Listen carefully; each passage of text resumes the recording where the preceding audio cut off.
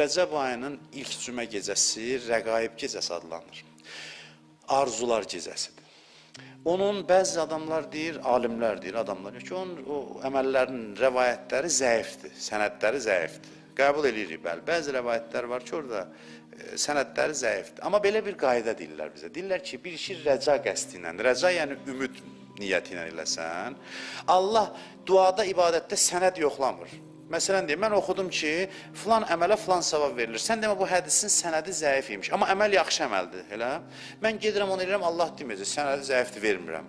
Deyirsən ki, axı burada sənəd zəif nədə yoxlayarlar? Rəvayət, hədislər var ki, məsələn, o qaydalarda, orada olmaz da sənədi zəif, son əməl. Amma bir şey ki, duadır, ibadətdir, əməldir, onu dinini qayda kimi eləmirsən ki, bidət olar, dəqiq deyil axı sənədir. Amma bu ümidlə eləyirəm ki, Allah mənə burada yazılanları verər, bundan artığını da verər, Allah onu da verəcək.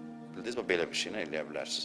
Yəni, ümid qəsdi ilə bu birinci üzümüzə gələn həftənin cümə gecəsini, indi o günü oruç tuta bilsəz çox yaxşıdır. Onun bir namazı var, biraz uzundur, qorxuram da deyəm, axır vaxtlarda belə şeylər demək də olmur cəmaata. Amma eləyə bilsəz o namazı qılın, 1 saat da çəkir.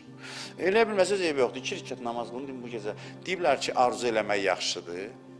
Yaxşı, tutaq ki, bunu səhv deyiblər, amma mən arzu edirəm. Cümə gecəsidir, Rəcəb ayının birinci cümə gecəsidir. Dua eləyəsiniz, istəyəsiniz, Allah verəcək, deməyəcək, yox, sənəd zəifdir. Deyəcək, arzulayır da pis iş görmür ki, bəndəsiz. Nəysə arzulayır, nəsə istəyir, Allah da verəcək.